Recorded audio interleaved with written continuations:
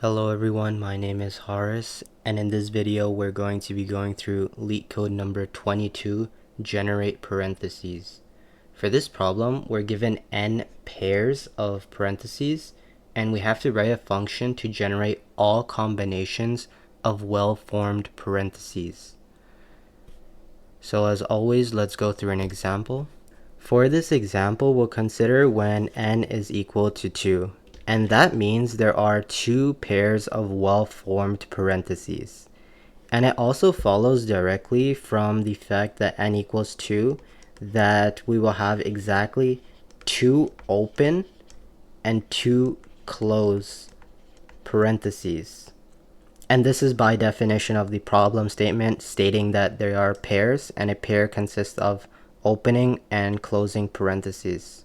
Also, we need to keep in mind the cases where a parenthesis might be invalid. For example, if we have a close and then an open parenthesis like this, then this is an invalid parenthesis.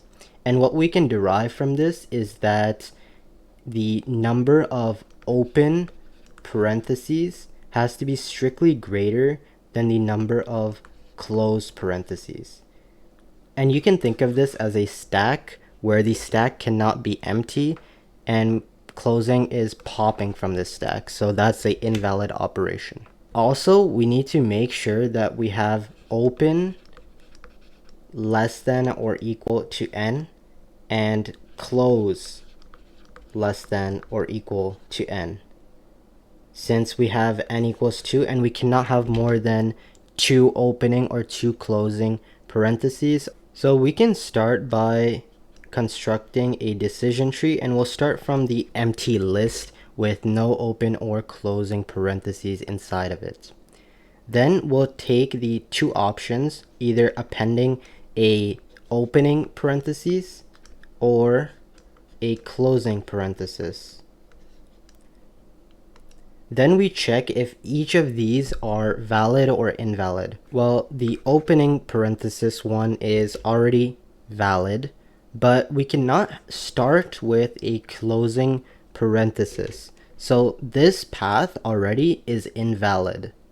Then we continue from the left, and we can see that if we add a opening parenthesis, we can, since the opening count is less than n, which is 2.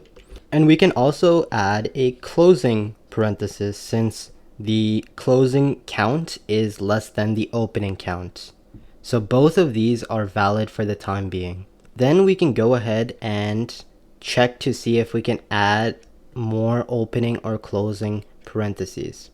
Well, let's say we add an opening parenthesis to the leftmost option. Well, we see that we have 3 opening parentheses, but n is equal to 2. So already we know that this path is going to be invalid since we have opening parenthesis count exceeding the n value. Then we can try to see if we can add a closing parenthesis, and since the opening count is 2 and the closing count currently is 0, we can add a closing parenthesis. Then for this option, we try to see if we can add an opening parenthesis first, and since both of them are count of 1 and we have the opening count less than n, we can add a opening parenthesis. And we'll check to see if we can add a closing parenthesis as well. And the opening count right here is 1, but if we add another closing parenthesis, the count will become greater than the opening one. And that means it's not strictly less than the opening count, so we cannot add another closing parenthesis for this path. So that means we have two paths, and since we see the opening count for both of these are 2, the only options for both of them is to add a closing parenthesis. So we can add a closing parenthesis to both of them, and we'll see that we have exactly 2 valid formations of parentheses such that n is equal to 2. That means we have 2 pairs. So the two pairs are 1 and then 2, and then 1 and then 2. So what would be the time complexity for this backtracking solution? Well, we know the height of the tree is going to be 2n. And that's because we have a length of 2n formed at the end.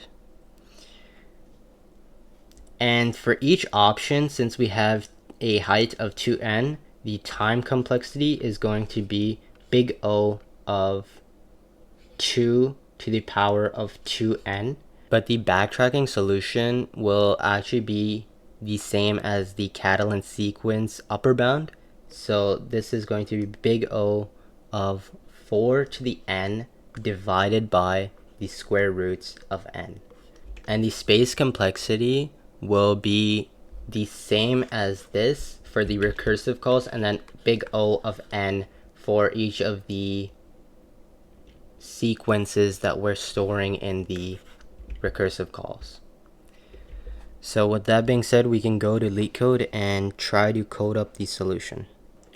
Okay, we're on LeetCode and we can start writing the code.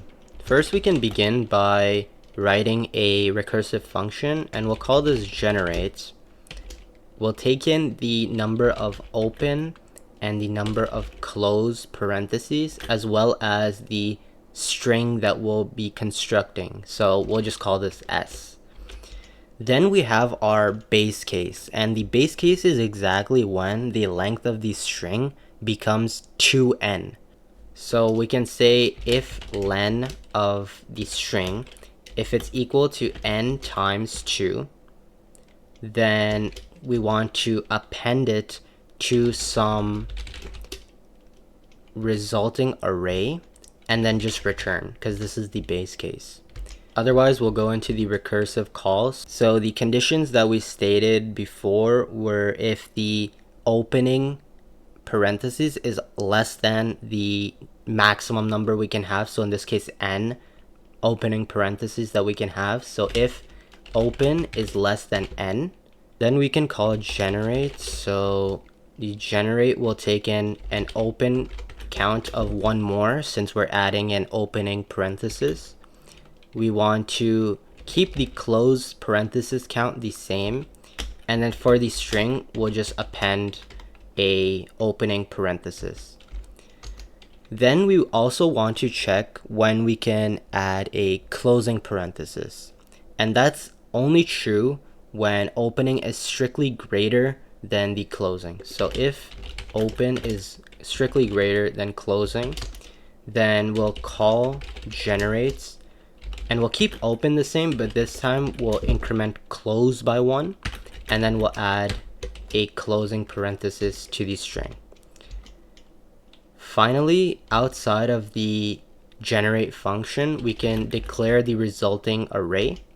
We can call the generate function, and we always want to start with 0 opening and 0 closing, as well as a initial empty string, and then we can just return the resulting array. And this should be the entirety of the code, so we can submit it, and you can see that the code is accepted, and this is the optimal backtracking solution. So hopefully this video was helpful and you learned something, and I'll see you soon.